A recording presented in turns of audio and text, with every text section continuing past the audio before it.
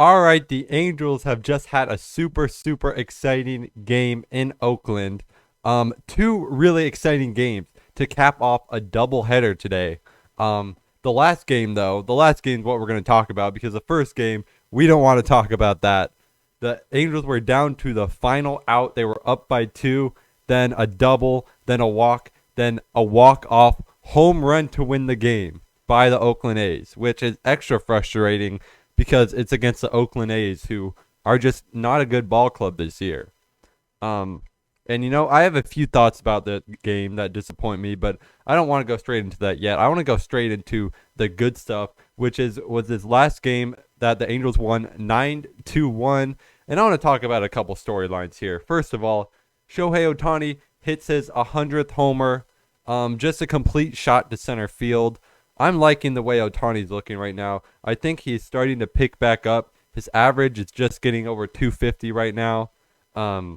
His slugging, OPS, all that, it's coming up.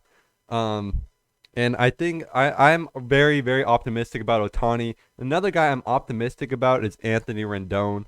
I do think he's looking better this past week too.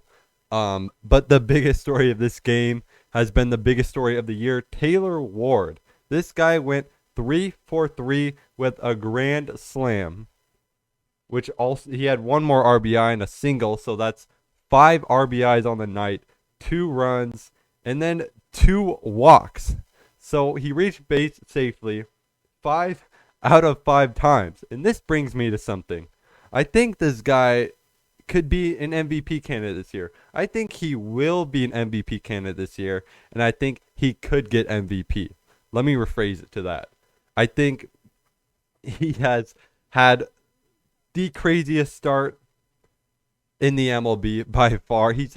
And this guy, nobody expected this out of him. Absolutely nobody. He is better than Mike Trout, and he could be better than him all season. And if you're better than Mike Trout, you're the best player in the league because Trout is the best guy in the league. And if Taylor Ward stays better than Trout, then I'd have to say he's going to get the MVP. His average is 384 right now. OPS is 1.25. His full stats this season are, if I can find it, his slugging is 744 and his on base is 505. So with how many at bats have he had?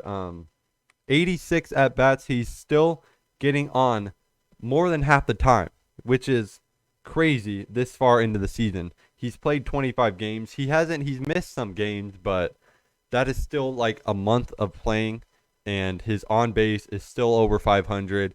He's slugging. I mean, he's getting walks. He's doing everything. It is unbelievable to watch this guy.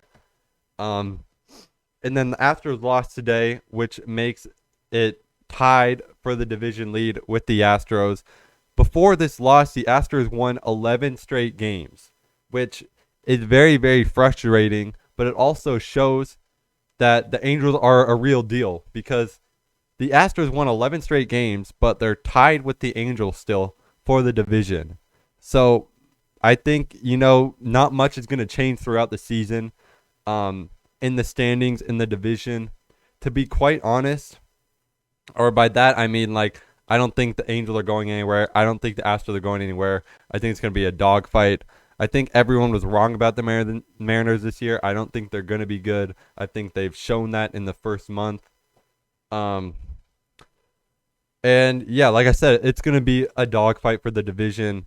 And, honestly, like, I think the Angels definitely going to get a wild card spot. We've seen the Astros year after year take away the division, and we've seen the Angels year after year not quite get there. So it's hard to be optimistic even about this start. But I am optimistic about the playoff picture in general. I definitely think they'll get at least a wild card spot.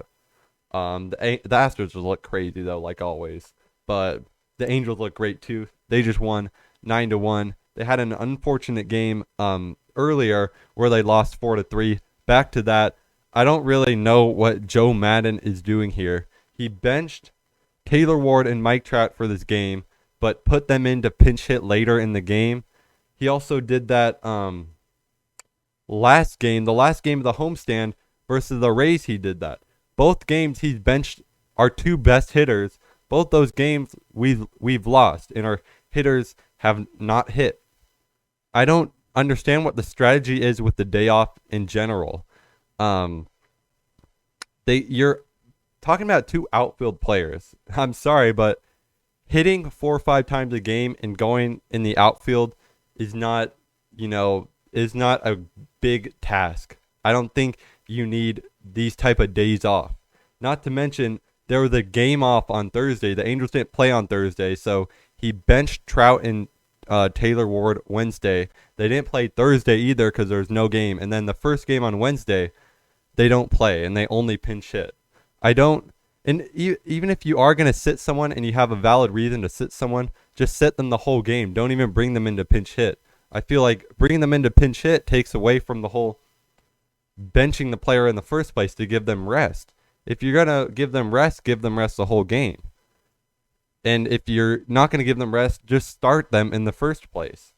It doesn't make sense to me, especially with taking the two best players. And by the way, Ohtani's been hitting every game. If Trout and Taylor Ward need these days off and they both can't play both games in doubleheader, you're going to have a guy like Shohei Ohtani who's been pitching and hitting all season. You're not going to give him days off. And why can't you put Trout at DH in the first game or Taylor Ward? Why does Ohtani have to hit in DH when Trout and Taylor Ward are a better option? It just doesn't make sense. I'm not a fan of Joe Madden, honestly. We ended up losing by 1 run the first game, but oh well, the division is tied. So let me know your guys' thoughts about today, the playoff picture, the division picture. And that's it. Leave a like, subscribe. Peace.